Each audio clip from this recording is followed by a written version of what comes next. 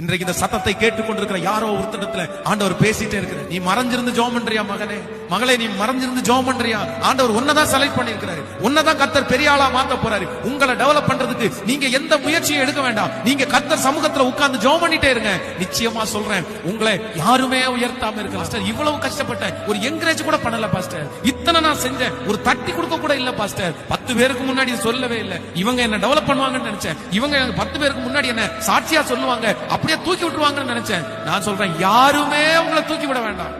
யாருமே 10 பேர் முன்னாடி வச்சு உங்களை கை தட்டுறதுக்கு வைக்க வேண்டாம். நீ விட்டுருங்க. அப்படி கை தட்டலன்றதுக்காக நீங்க கவலைப்படாதீங்க, அப்படி என்கரேஜ் பண்ணலன்றதுக்காக நீங்க கவலைப்படாதீங்க, அதை குறிச்சு ஃபீல் பண்ணவே வேணாம். நீங்க கர்த்தருடைய பிள்ளை, கர்த்தருடைய பிள்ளை. நீங்க வனாந்திரத்துல இருந்தாலும், நீங்க போட்டிருக்கிறது ஒட்டக மயிருடையா இருந்தாலும், உங்க சாப்பாடு நினைச்ச மாதிரி இல்லைன்னாலும், உங்களை லட்சக்கணக்கான பேருக்கு முன்பாக கீர்த்தியும் புகழ்ச்சியுமாய் வைக்கிறதற்கு ஆண்டவரால முடியும்.